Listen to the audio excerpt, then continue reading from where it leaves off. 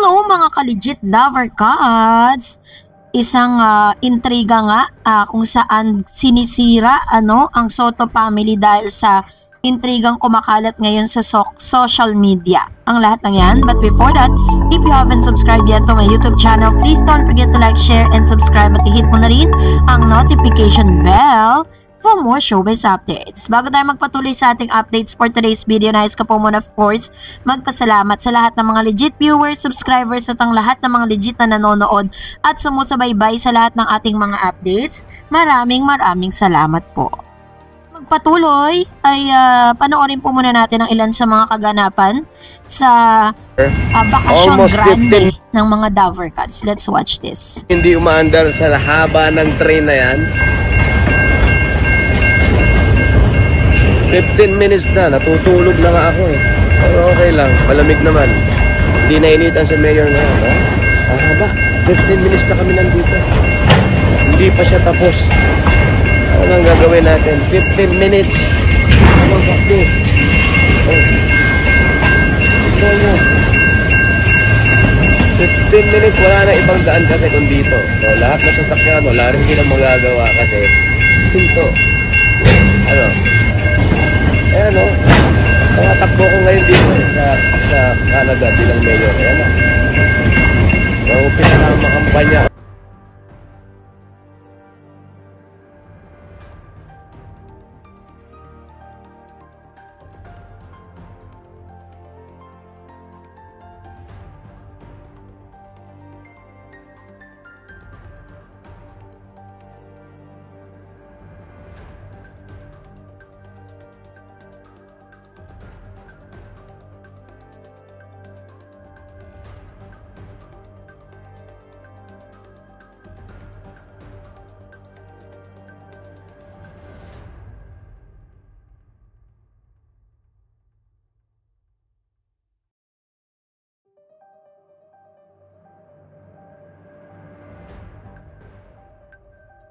Ilan lamang sa mga highlights ng bakasyon na meron po ang ilan sa mga Dover Cats matapos pong dumaan ang Holy Week. Bukas po or kanina hindi pa sila regular programming pero ang babalik po sila ng Monday kung saan mapapanood natin muli ang legit Dover Cats. Pero eto na nga dahil kilala po ang Soto family sa talaga namang napaka-close band at sobra po talaga yung kanilang pagpapahalaga pagdating po sa kanilang pamilya.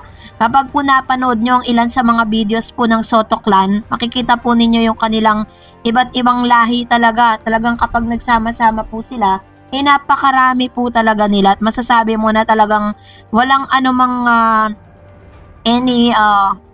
animosity or any chaos sa kanilang pamilya dahil talaga namang masasabi mo talaga na may unity talaga ang Soto, maging sa pinakabata hanggang pinakamatanda, maging sa mga pamilya at magpipinsan, talagang ganun po talaga sila. Kaya naman, kapag po dumadating yung ilan sa mga intriga na kinaharap nila, hinaharap po nila ng tahimik yun. Katulad po ng kanilang kaso na hinarap ng Itbulaga against Halushos, but still nakita naman natin na lumaban ng patas ang Soto family. At the same time, lumaban din po ng tahimik ang kampo ng TBJ patungkol sa issue na ito.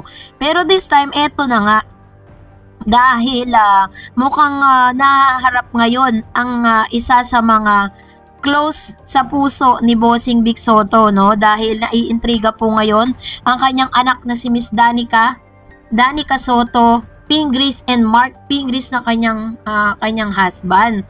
Kasi kumakalat po ngayon sa social media ay patungkol sa issue na kung saan last March 27, 2024 nang kumalat sa social media platform na X na dating Twitter ang usap-usapang nag-uugnay sa aktres na si Kim Rodriguez sa dating PBA player na si Mr. Mark Pingris. Ito ay matapos mapansin ng netizen ang mga larawan kung saan makikita sina Kim at Mark na tila na sa iisang lugar lamang.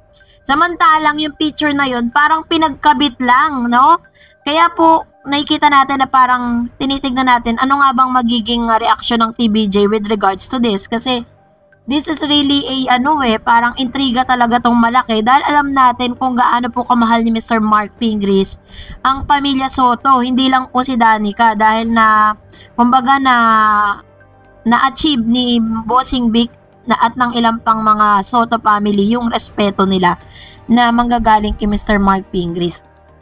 Kaya medyo medyo alarming sa part po ni Miss Danica. Bagamat hindi magkasama sa picture ay gumana ang mapaglarong isip ng ilan dahil sa parehong background ni Kim at Mark, dahilan para magsuspecha ang mga nakakita nito na marahil ay magkasama ang dalawa. May isang larawang kuha sa gas station kasama ang crew ng isang sikat na French fry stall. Pareho silang may kuha sina Kim at Mark sa harap ng tanyag na Sydney Opera House sa Sydney, Austria. Dahil sa mga larawang ito, marami ang naghinalang may namamagitan sa dalawa sa kabila ng pagiging pamilyadong tao ni Mark. Kasal si Mark sa dating aktres na si Danica Soto at binayaan ang kanilang pagsasama ng 3 anak, sina Jean Michelle, Aniel Micaela at Jean-Luc. Nauugnay nang magbigay ng pahayag si Mr. Mark at sinabi sa pamamagitan ng Instagram na walang namamagitan sa kanila ng aktres.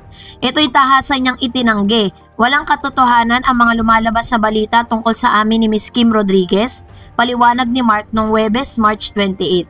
2 beses daw silang nagkasama ni Kim sa basketball events pero hanggang doon lang ang kanilang naging ugnayan. Salamat din sa nagpapaabot ng concert o kaya ng pamilya ko. Wag na po tayo magpakalat ng mga balita na hindi totoo, sabi ni Mark. Humihingi po kami ng respeto para hindi madamay ang mga anak namin ni Danica. Salamat po at God bless po.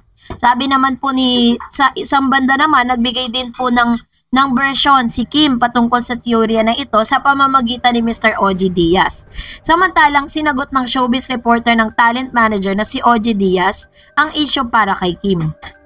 Si Ogie ang kasalukuyang manager ni Kim Rodriguez. Sa vlog nitong Ogie Diaz Showbiz Update sa YouTube, ipinarating ni Ogie ang paliwanag ni Kim kaugnay sa usap-usapan. Bungad ni Ogie, nakausap ko nga itong si Kim Rodriguez dahil ako nga ang binulabog ng mga tawag ng mga text at mga DM at PM. Kaya kinausap ko yung alaga ko. Syempre bilang manager, bilang vlogger din, dalawa yung trabaho ko. Kasi medyo nahihirapan ako sa sitwasyon na ito. Ako ang tumatayo bilang manager ni Kim Rodriguez at sa kabilang banda, ako rin ay isang vlogger na inaasahan ninyong lahat na magkakasalita kung ano talaga ang totoo. Tinanong daw ni Ogie si Kim para malaman kung may katotohanan ng kumakalat na balita.